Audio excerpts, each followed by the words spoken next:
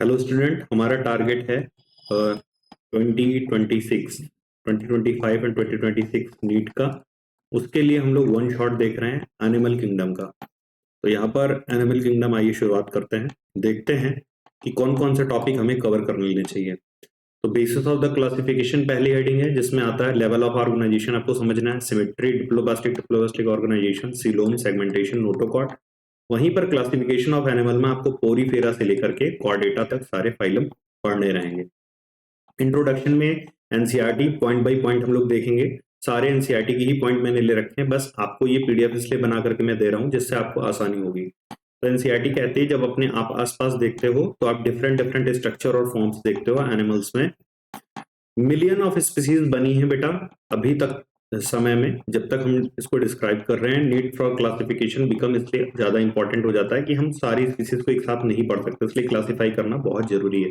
Classification also help करता है assigning a systematic position to newly describe species. जब भी हम कोई नई स्पीसीज को हम डिस्क्राइब करते हैं तो उसकी सिस्टमैटिक पोजीशन को हल करने में, उसको सॉल्व करने में, उसको हम पोजीशन कहाँ करें, ये मदद करता है क्लासिफिकेशन। अब हम किसी भी चीज को अगर क्लासिफाई करते हैं तो उसका कुछ बेसिस होना चाहिए। बेसिस ऑफ द क्लासिफिकेशन अगर आप देखोगे तो यहाँ पर एनसीईआरटी कहती है कि आपको arrangement of cells, body symmetry, nature of coelom, pattern of digestive, circulatory, reproductive system देखना पड़ेगा। साथ ही साथ ये feature basis of animal classification के साथ सम ऑफ देम यहाँ पर डिस्क्राइब किए गए हैं। जैसे आपको दिखाया गया है लेवल ऑफ ऑर्गेनाइजेशन। तो लेवल ऑफ ऑर्गेनाइजेशन में पहला लेवल होता है सेलुलर लेवल ऑफ ऑर्गेनाइजेशन। इसमें कोई एनिमल बहुत सारी सेल का बना हो सकता है, लेकिन इन सेल के पास इतनी ताकत नहीं होती है कि ये मिल करके टिश्यू बना दे। तो यहाँ पर हम कह सकते हैं लूज सेल एग्रीगेट हो सकता है, या इसी को सेलुलर लेवल ऑफ ऑर्गेनाइजेशन के नाम से जाना जाता है। यहाँ पर इसका एग्जाम्पल बहुत अच्छा है पोरीफेरा। पोरीफेरा में आप जिस प्रकार का लेवल देखते हो ऑर्गेनाइजेशन, वो और कुछ नहीं है, वो है आपका cellular level, that is loose cell aggregates. फिर इसके बाद आता है tissue level organisation, Coelenterata, Ctenophora, इन सब में टिश्यू लेवल ऑर्गेनाइजेशन पाया जाता है। यहाँ पर सेल्स आपस में मिल करके सेम फंक्शन को बनाने के लिए, काम करने के लिए टिश्यू बना लेती हैं, इसीलिए हम इसको बच्चों टिश्यू लेवल ऑर्गेनाइजेशन कहते हैं। इसके बाद अगला आता है ऑर्गन लेवल ऑर्गेनाइजेशन। यहाँ पर प्लेटीहेल्मिंथ जैसे एनिमल्स में ऑर्गन लेवल ऑर्गेनाइजेशन की शुरुआत होती है। टिश्यू यहाँ पर मिल करके ऑर्गन बना चुकता है और ये कोई स्पेशलाइज या पर्टिकुलर फंक्शन को अंजाम देते हैं। प्लेटीहेल्मिंथ के बाद एनिलिड्स आते हैं। एनिलिड्स से आपका organ system level of organisation start हो जाता है, जो कि कॉर्डेटा तक जाता है। लाइक देखिए Annelida, Arthropoda, Mollusca, Echinodermata and Chordata. यहाँ पर भी ये ऑर्गन लेवल, सिस्टम लेवल जो ऑर्गेनाइजेशन होता है, डिफरेंट डिफरेंट फंक्शन को काम करने में मददगार होता है, फिजियोलॉजिकल फंक्शन को कराता है। ये pattern organ system level organisation के नाम से हम लोग जानते हैं।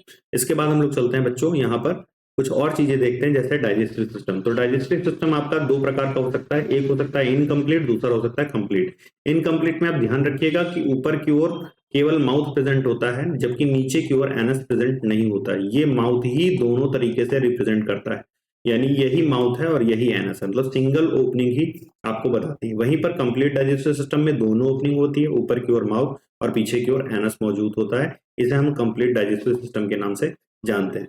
उसके बाद हम देख लेते हैं open type and close type of the circulatory system. Open type circulatory system में क्या होता है बच्चों, हार्ट से डायरेक्ट ब्लड जाता है, ओपन स्पेस में बहता है। ओपन स्पेस में मौजूद यहाँ अगल बगल के जो भी ऑर्गन है या टिश्यू हैं, वो बाथ हो जाते हैं, नहा लेते हैं पूरे इस टिश्यू फ्लूइड में, या हम कह सकते हैं बॉडी फ्लूइड में। जबकि क्लोज टाइप में क्या होता है कि अगर हार्ट से ब्लड निकला है तो वो क्लोज स्पेस, यानी हमारी ब्लड वेसल्स और इन सब में ही, आर्टरीज, आर्ट्रियोल, कैपिलरीज के अंदर ही बहेगा। कभी भी जो ब्लड होता है या टिश्यू होता है, टिश्यू फ्लूइड है, वो खुले में नहीं बहता है।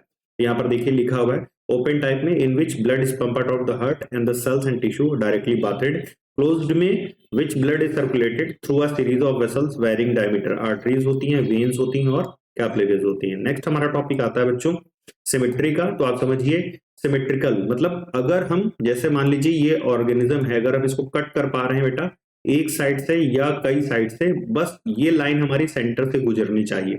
तो इस आधार पर हम सिमेट्री देखते हैं। हमारे पास पहली सिमेट्री है एसिमेट्रिकल। जब हम किसी ऑर्गेनिज्म को दो इक्वल पार्ट में डिवाइड ना कर सके, 20 से अगर हम सेंटर से डिवाइड करना चाहें और हम दो इक्वल पार्ट में ना डिवाइड कर पाए, तो ये मोस्टली एसिमेट्रिकल एनिमल कहलाते हैं। इसका बहुत अच्छा एग्जांपल आपके पास है बच्चों पोरीफेरा। पोरीफेरा में हम डिवाइड नहीं कर पाते हैं। दूसरा है आपका रेडियल सिमेट्री। रेडियल सिमेट्री में क्या होता है, अधिकतर इसमें एनिमल आपको गोल दिखेंगे, सर्कुलर या स्फेरिकल दिखेंगे, और इनको हम सेंटर से जब काटते हैं तो हमारे पास कई प्लेन पॉसिबल होते हैं। लाइक आप जब एप्पल को काट सकते हैं, एप्पल आपने काटा होगा तो आपको पता होगा एप्पल को हम कई तरह से काट सकते हैं, इधर से काट सकते हैं, इधर से भी काट सकते हैं, इधर से भी काट सकते हैं, दो इक्वल पार्ट में डिवाइड हो जाएगा, दैट इज रेडियल सिमेट्री होगा। इसके बाद आता है बाइलेटरल सिमेट्री। बाइलेटरल सिमेट्री में केवल और केवल एक प्लेन पॉसिबल होता है। हम किसी भी एनिमल को केवल और केवल एक प्लेन से दो इक्वल हाफ में लेफ्ट एंड राइट पार्ट में काट पाते हैं। इस प्रकार की सिमेट्री को बेटा बायलैटरल सिमेट्री के नाम से जानते हैं। रेडियल सिमेट्री मोस्टली आपको spherical animal like the coelenterates, ctenophores, echinoderms में मिलता है। इकाइनोडर्म में आप याद रखेंगे एडल्ट में सिमेट्री बेटा रेडियल होती है, एडल्ट में रेडियल होती है, लेकिन इसकी लार्वल स्टेज जो होती है, लार्वा स्टेज में बाइलेटरल सिमेट्री पाई जाती है। याद रखिएगा इकाइनोडर्मेटा का जो लार्वा है वो ज्यादा एडवांस कहलाता है। वहीं पे बाइलेटरल सिमेट्री आपका एनेलिड, ऑर्थोपोड, मोलस्का, इसके बाद आपका हेमिकार्डेटा एंड द कार्डेटा में प्रेजेंट होता है। नेक्स्ट टॉपिक हमारा आता है, ये देखिए यहाँ पर रेडियल सिमेट्री को प्रेजेंट किया गया है और वहीं पर ये बाइलेटरल सिमेट्री में भी दिखाया गया है। ये आपका एनसीईआरटी का टॉपिक है। नेक्स्ट डिप्लोब्लास्टिक ट्रिप्लोब्लास्टिक ऑर्गेनाइजेशन क्या होता है उसे समझ लीजिए। हमारे यहाँ जब जाइगोट बनता है बच्चों, स्पर्म एंड ओवा फ्यूज होते हैं तो जाइगोट बनता है। जाइगोट बनने के बाद बेटा यहाँ पर सेल्स डिवाइड करना शुरू कर देती हैं और ये सेल्स जब कई सारी हो जाती हैं तो इन्हीं सेल्स की लेयर बनना शुरू हो जाती हैं। तो जो सबसे अंदर सेल की लेयर बनती है इस लेयर को बेटा एंडोडर्म कहा जाता है।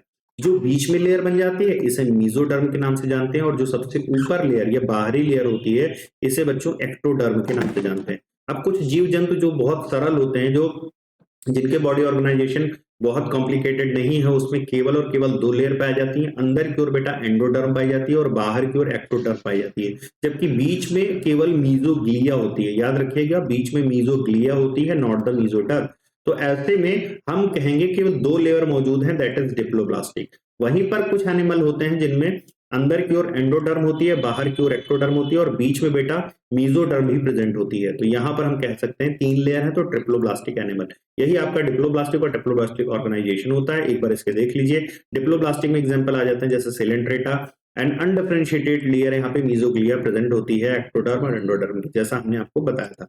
अब आगे चलिए, ट्रिप्लोब्लास्टिक में हमने जैसा बताया तीन लेयर होंगी और ये प्लेटी हेलमेंट से लेके कॉर्डेट तक आपको देखने को मिलेगा। ये रहा आपका स्ट्रक्चर, बाहर की ओर एक्टोडर्म प्रेजेंट है, अंदर की ओर एंडोडर्म प्रेजेंट है और एक्टो एंडो के बीच में जो लेयर मौजूद है जिसे मेसोडर्म के नाम से हम लोग जानते हैं।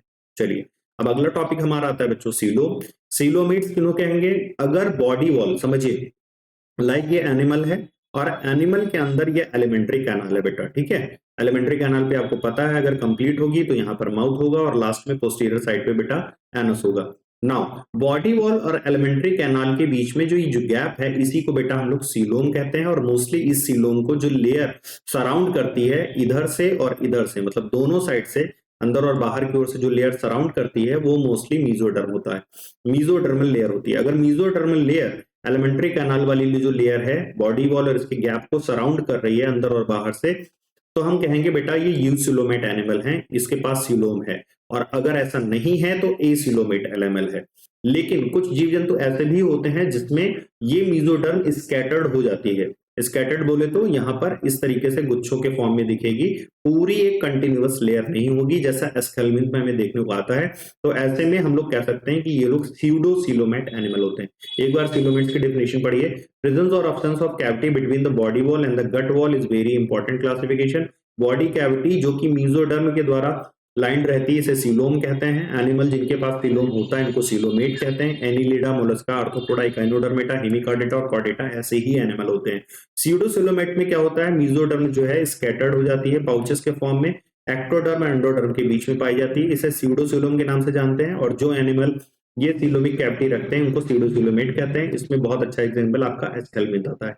इसके बाद हम लोग चलते हैं बच्चों एसिलोमेट एनिमल पे, जिनके पास ऐसी कोई भी सिलोमिक कैविटी नहीं पाई जाती है, जैसे लाइक प्लेटी हेलमेंथ आपका, इसमें प्लानेरिया वगैरह एग्जांपल आ जाता है। इनके पास कोई भी सिलोमिक कैविटी नहीं होती है, दैट्स व्हाई इनको एसिलोमेट कहते हैं। नेक्स्ट टॉपिक हमारा आता है सेगमेंटेशन। सेगमेंटेशन का मतलब समझिए, जैसे आप यहाँ पर आप इंसेक्ट्स को देखते हैं तो इंसेक्ट्स को आप तीन भागों में डिवाइड करते हैं बच्चों। आप हेड कह देते हैं, आप थोरैक्स कह देते हैं और आप एब्डोमेन कह देते हैं।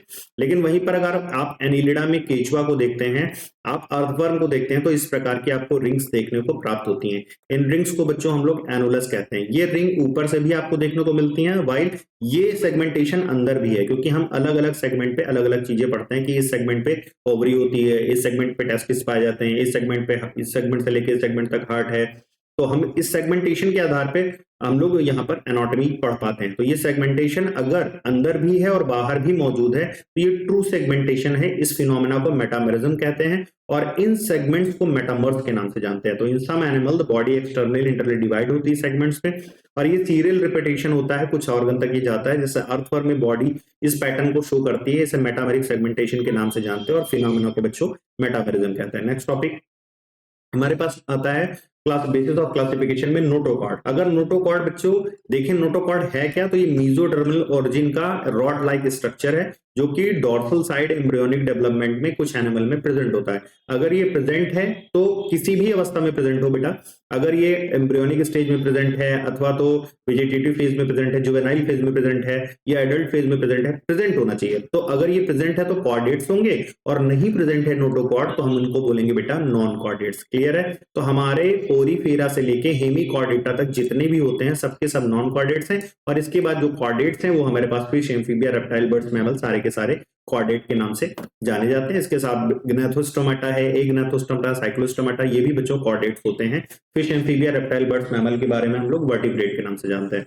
तो एनिमल विद नोटोकॉर्ड को बच्चों हम लोग कॉर्डेट्स कहते हैं और जिनके पास ये नोटोकॉर्ड नहीं होता है उन्हें नॉन कॉर्डेट्स कहते हैं। पोरीफेरा से लेकर इकाइनोडर्मेटा तक यही सारे नॉन कॉर्डेट्स पाए जाते हैं। अब आइए एक बार हम बेसिस ऑफ क्लासिफिकेशन को जो पढ़ चुके हैं उसको हम समराइज कर लेते हैं। यहाँ पर आप समराइज करना सीखें। लेवल ऑफ ऑर्गेनाइजेशन अभी तक आपने देखा है cellular level, tissue level, organ system level.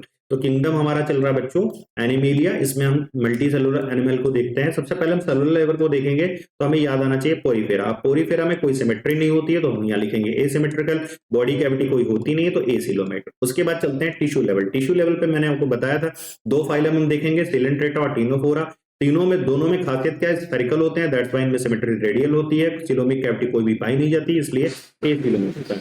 अब इस तीसरा हम चलते हैं ऑर्गेनाइजेशन ऑर्गन पे देखोगे तो आपको केवल और केवल एक आपको देखने को मिलेगा, दैट इज प्लेटीहेल्मिन्थ। प्लेटीहेल्मिन्थ में बायलैटरल सिमेट्री होती है, कोई भी सिलोमिक कैविटी नहीं होती इसलिए एसिलोमेट होता है। वाइल यहाँ पर एस्केल्मिन्थ को देखने पे ऑर्गन सिस्टम लेवल पे हम देखते हैं और एस्केल्मिन्थ में हम देखेंगे तो यहाँ पे फॉल्स सिलोमिक कैविटी होती है, दैट इज स्यूडोसिलोमेट। और इसके बाद आपका ऑर्गन सिस्टम लेवल आ जाता है। ऑर्गन सिस्टम लेवल में एनिलिडा से लेकर कॉर्डेटा तक आते हैं, इसमें बायलैटरल सिमेट्री होती है और ट्रू सिलोम होता है इसलिए इन्हें यूसिलोमेट के नाम से जानते हैं। जो मैंने आपको पहले जानकारी दी थी कि गाइनोडर्मेटा में जो एडल्ट होता है बच्चों वो रेडियल सिमेट्री शो करता है, वाइल जो इसका लार्वा है वो बायलैटरल सिमेट्री शो करता है। वही यहाँ पर बात लिखी हुई है, इसको आप नोट कर लीजिएगा एनसीईआरटी में। नेक्स्ट पॉइंट है आपका। इसके बाद शुरू हो जाते हैं पोरीफेरा। अब अगर आपको ये बेसिस ऑफ क्लासिफिकेशन में सारे पॉइंट्स क्लियर हैं तो आप पोरीफेरा को भी आराम से पढ़ सकते हो। देखिए पोरीफेरा की जो जो मेन मैं बताता हूँ। इनको बच्चों स्पंजेस कहते हैं। जनरली ये मैरीन होते हैं, एसिमेट्रिकल होते हैं, मतलब हम इक्वल पार्ट में इनको डिवाइड नहीं कर पाएंगे। सेलुलर लेवल का ऑर्गेनाइजेशन है, वाटर ट्रांसपोर्ट सिस्टम पाया जाता है इसमें।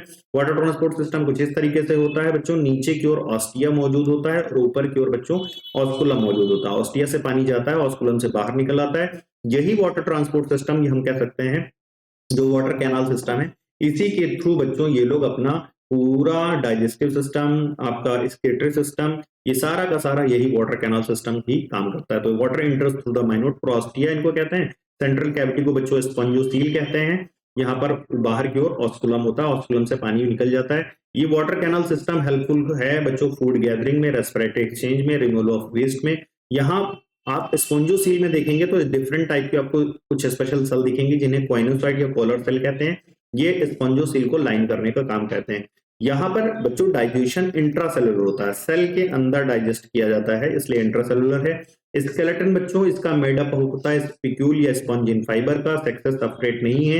एक ही एनिमल के अंदर दोनों सेक्सेस पाए जाते हैं, दैट्स बाइसेक्सुअल या हर्माफ्रोडाइट कह सकते हैं। दैट इज एग और स्पर्म एक ही एनिमल के द्वारा बनाया जाएगा। स्पंजस असेक्सुअली फ्रेगमेंटेशन के द्वारा रिप्रोडक्शन कर सकते हैं और सेक्सुअली बच्चों गैमेट्स बना करके रिप्रोडक्शन कर सकते हैं। फर्टिलाइजेशन इनमें बच्चों इंटरनल देखने को मिलता है, डेवलपमेंट लार्वल स्टेज के द्वारा होता है, इसलिए हम इसे इनडायरेक्ट बोलते हैं, और जो कि क्वाइट डिस्टिंक्ट होता है एडल्ट से। एडल्ट से काफी ज्यादा इसका लार्वा भिन्न होता है।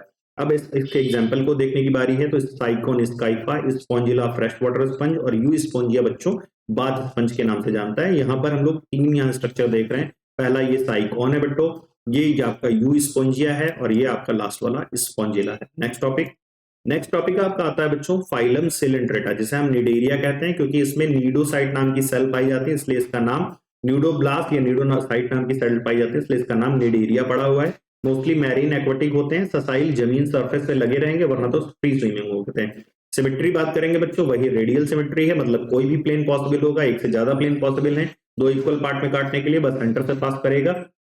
इसके पास स्टिंगिंग सेल होता है, देखिए कि न्यूडोब्लास्ट नाम की सेल बनी हुई है, ये देखिए स्टिंगिंग कैप्सूल होता है, और स्टिंगिंग कैप्सूल पे जो बच्चों टेंटिकल मौजूद होता है, ये न्यूडोब्लास्ट सेल यूज होती हैं एनकरेज, डिफेंस और कैप्चर और प्रे के लिए। नेक्स्ट पॉइंट, उसके बाद निडेरिया में अगर हम लेवल ऑफ ऑर्गेनाइजेशन देखें तो बच्चों टिश्यू लेवल का होता है, 2 ही लेयर एक्टोडर्म और एंडोडर्म है, तो डिप्लोप्लास्टिक है, गैस्ट्रोवेस्कुलर कैविटी सिंगल ओपनिंग के साथ मौजूद है, माउथ ऊपर मौजूद है। देखिए हाइड्रा में आप इस तरीके का स्ट्रक्चर आप देख पाते हैं, अगर हाइड्रा में देखें तो ये हाइपोस्टोम नाम की जगह है जहां पर माउथ प्रेजेंट होता है। डाइजेशन दोनों प्रकार का पाया जाता है बच्चों, एक्स्ट्रा सेलुलर और इंट्रासेलुलर।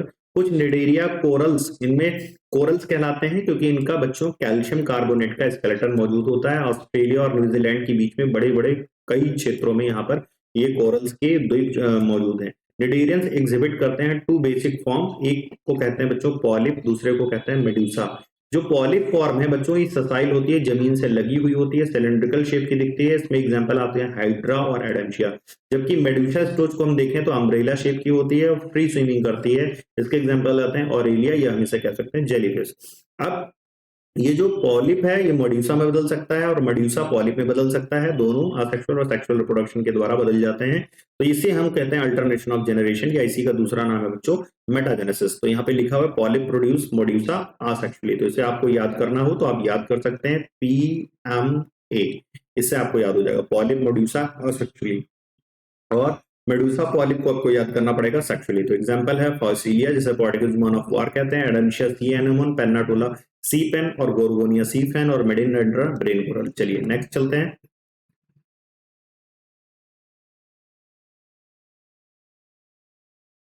नेक्स्ट में आपको ये दिख जाएगा जेलीफिश का स्ट्रक्चर, और यहाँ पर आपको एडेंशिया का स्ट्रक्चर दिख जाएगा जो कि पॉलिप है। फिर फाइलम टीनोफोरा आ जाता है। टीनोफोरा में आप देखिए तो यहाँ पर बच्चों हम कह सकते हैं सी वॉलनट, समुद्री अखरोट के नाम से जाना जाता है। कॉम्ब जेलीज या एक्सक्लूसिवली मैरीन होता है, रेडिली सिमेट्रिकल दिखता है, diploblastic organism with tissue level of organisation, body bears करते हैं 8 external rows of ciliated comb plates. अब इस चीज को मैं दिखाने के लिए आपको ले चलता हूँ इसके स्ट्रक्चर पे, गिनिए इसको 1 2 3 4 5 6 7 8 इस तरीके की प्लेट्स आपको देखने को मिलती हैं। यहाँ पर फिर बात करते हैं डाइजेशन की, बोथ प्रकार का, मतलब दोनों प्रकार का है, extracellular intracellular. Bioluminescence property पाई जाती है, चमकते हैं ये अंधेरे में। वेल मार्ट ये प्रॉपर्टी है इनकी, सेक्सेस सेपरेट नहीं है तो हर्मेफ्रोडाइट होंगे। रिप्रोडक्शन सेक्सुअल मींस के द्वारा होता है। फर्टिलाइजेशन समुद्र में के पानी में एक्सटर्नली हो जाता है। लार्वल स्टेज पाई जाती है, एग्जाम्पल इसका प्यूरोब्रेकिया और टिनोप्लेना है। ठीक है, चलिए उसके बाद चलते हैं हम लोग बच्चों प्लैटीहेल्मिन्थेस पे। प्लैटीहेल्मिन्थेस की बॉडी बच्चों इस तरीके से चपटी हुई होती है, दैट इज डॉर्सोवेंट्रल। ऊपर की ओर सरफेस को बच्चों वेंट्रल डॉर्सल सरफेस कहते हैं, और नीचे की सरफेस को बच्चों वेंट्रल सरफेस के नाम से जानते हैं। इन्हें हम फ्लैट वर्म के नाम से भी जानते हैं। ये मोस्टली एंडोपैरासाइट है कुछ एनिमल में, including human being. Flat worm की सिमेट्री को देखें तो बाइलेटरल है, 3 लेयर की है, तो ट्रिप्लोसिलोमेट, और कोई भी सिलोमिक कैविटी बॉडी कैविटी और या गट कैविटी के बीच गट के बीच में नहीं है, दैट्स व्हाई ये लोग एसिलोमेट के नाम से जाने जाते हैं। क्योंकि अब ये पैरासाइट हैं तो इनके पास हुक्स और सकर्स होते हैं पैरासिटिक फॉर्म में, इसमें से कुछ एब्जॉर्ब न्यूट्रिएंट कर सकते हैं हुक्स डायरेक्टली से, बॉडी सरफेस से कर लेते हैं। स्पेशलाइज्ड सेल जिनका नाम है फ्लेम सेल, ये ऑस्मोरेगुलेशन एक्सक्रीजन में काम करेंगी। सेक्सेस सेपरेट नहीं होते हैं, फर्टिलाइजेशन इंटरनल, और डेवलपमेंट मैनी लार्वा स्टेज के द्वारा होता है। कुछ मेंबर जैसे प्लानेरिया वगैरह के पास बहुत ज्यादा हाई रिजेनरेशन पावर होती है। अगर प्लानेरिया को आप जितने टुकड़े करना चाहो उतने टुकड़े कर सकते हो, हर एक टुकड़ा एक सिंगल प्लानेरिया में तब्दील हो सकता है। तो एग्जांपल इसका आता है taenia, tapeworm, fasciola, liver fluid के नाम से जानते हैं। नेक्स्ट टॉपिक आता है आपका, ये देखिए यहाँ डायग्राम है, इस डायग्राम में आपको टेपवर्म दिख रहा होगा और यहाँ पर आपको लीवर फ्लूइड दिख रहा होगा। चलिए फाइलम एस्केलमिन को देख लेते हैं। एस्केलमिन फाइलम का अगर हम सर्कुलर क्रॉस सेक्शन काटते हैं तो हमें बच्चों इस तरीके से कुछ दिखता है, और इस तरीके से देखने पे हमें पता चलता है कि राउंड वर्म है। Free living, aquatic, terrestrial, parasitic, plant animal दोनों पे पाए जाते हैं। ऑर्गन सिस्टम लेवल का बॉडी ऑर्गेनाइजेशन है, बायलेटरल सिमेट्री, ट्रिप्लोब्लास्टिक है, स्यूडोसिलोमेट एनिमल है। एलिमेंट्री कैनाल इनकी कंप्लीट होती है, वेल डेवलप्ड मस्कुलर फेरिंग्स पाया जाता है। एक्सक्रीटेड ट्यूब रिमूव करता है बॉडी वेस्ट को बाहर। सेक्सेस सेपरेट होते हैं, स्लेडाइसिस कहलाते हैं। मेल फीमेल डिस्टिंक्ट होते हैं, स्पेशली यहाँ पर मेल से ज्यादा लॉन्गर फीमेल होती है, फीमेल बड़ी होती है। फर्टिलाइजेशन इंटरनल ही होगा और डेवलपमेंट डायरेक्ट भी हो सकता है, इनडायरेक्ट भी लार्वल स्टेज के द्वारा। एग्जांपल देखिए, Ascaris round worm, Wuchereria filaria worm और एनसाइक्लोस्टिग्मा हुक वर्म के नाम से जानते हैं। यहाँ पर देखिए ये फीमेल है आपकी और ये मेल है, क्वेश्चन मार्क से बन सकता है। नेक्स्ट आता है एस्केरियासिस और फाइलियरिसिस, ये 12th का टॉपिक है, ह्यूमन हेल्थ एंड डिजीज में आपने पढ़ा होगा, इसके बारे में हम लोग वहीं पर डिस्कशन करेंगे। इसके बाद एनिडेला नाम का फाइलम है। एनिलिडा में बच्चों ये एक्वाटिक, मैरीन, फ्रेश वाटर में पाए जाने वाले terrestrial, free living, sometime parasite भी हो सकते हैं। ऑर्गन लेवल का body organisation, organ system level का बॉडी ऑर्गेनाइजेशन, बायलेटरल सिमेट्री के साथ, triploblastic, metamerical segmentation, coelomate animal. Body surface इनकी डिस्टिंक्ट मार्केट होती है, सेगमेंटेशन पाया जाता है, मेटामर्स होते हैं इसलिए मेटामरिज्म पाई जाती है। और एनुलस, ये जो रिंग दिखती है एनुलस नाम की, इसी नाम से इनका नाम एनिलिडा पड़ा हुआ है। अगर हम बात करते हैं इनमें मसल्स की, दो प्रकार की मसल्स आपको देखने को मिलती हैं, लॉन्गिट्यूडनल और सर्कुलर मसल, जो कि इनके लोकोमोशन में हेल्प करती हैं। एक्वाटिक एनिलिडा जैसे नेरीज वगैरह में बच्चों लेटरल अपेंडेजेस भी देखने को मिलते हैं, जिसे पैरापोडिया कहते हैं, और ये स्विमिंग में हेल्प करते हैं। ये मैं आपको दिखा देता हूँ, ये आपके पैरापोडिया हैं। ये पैरापोडिया स्विमिंग में आपको हेल्प करते हैं नेरीज को चलने में। क्लोज सर्कुलेटरी सिस्टम प्रेजेंट होता है। नेफ्रीडिया जैसे हमारे में किडनी पाई जाती है, तो एनालॉगस है ये। नेफ्रीडिया ऑस्मोरेगुलेशन और एक्सक्रीजन में मदद करती है। न्यूरल सिस्टम को देखें तो ये पेयर्ड गैंग्लिया के द्वारा बना हुआ है, इस तरीके से बच्चों। और ये पेयर्ड गैंग्लिया लेटरल नर्व के द्वारा बच्चों डबल वेंट्रल नर्व कॉर्ड से जुड़ा रहता है। नेरीज की बात करें, एक एक्वाटिक फॉर्म डाइसियस है, लेकिन अर्थवर्म को देखें तो ये मोनियसियस है। मोनियसियस का मतलब बच्चों हर्माफ्रोडाइट से मतलब है, और डाइसियस से मतलब मेल फीमेल अलग होने से मतलब है। रिप्रोडक्शन सेक्सुअल होता है। इसके एग्जांपल नेरीज, फेरेटिमा, अर्थवर्म और लीच नाम से एग्जांपल आपको मिल जाएंगे। ये ब्लड सकिंग लीच है और यहाँ पर नेरीज दिखाया गया है। चलिए फाइलम आर्थ्रोपोडा पे आ जाते हैं। सबसे बड़ी विशेषता है कि लार्जेस्ट फाइलम होता है बच्चों ये, ओवर 2/3 ऑफ। अगर हम पूरी स्पीसीज को 3 भागों में विभाजित करें तो केवल और केवल 2/3 तो यही है, बाकी 1/3 में अदर स्पीसीज आ जाती हैं। ऑर्गन सिस्टम लेवल का organisation, bilateral symmetry, triploblastic, segmented और सिलोमेट एनिमल होते हैं। ऑर्थोपोड में एक एक्सोस्केलेटन पाया जाता है जो कि काइटिन का बना होता है। हेड, थोरेक्स और एब्डोमेन में 3 भागों में इनकी बॉडी बच्चों डिवाइड हुई होती है। हेड हो गया, थोरेक्स हो गया और एब्डोमेन हो गया। ज्वाइंटेड अपेंडेजेस पाए जाते हैं, इसीलिए ज्वाइंट, ऑर्थो का मतलब होता है ज्वाइंट, पोडा का मतलब अपेंडेजेस, इनका नाम पड़ा है ऑर्थोपोडा। रेस्पिरेटरी ऑर्गन बच्चों gills, book lungs, tracheal system के द्वारा पाया जाता है। बहुत ज्यादा यहाँ पर वेरिएशन होता है। सर्कुलेटरी सिस्टम ओपन टाइप का है, यानी ऑर्गन एकदम बिल्कुल बात हो रहा होगा,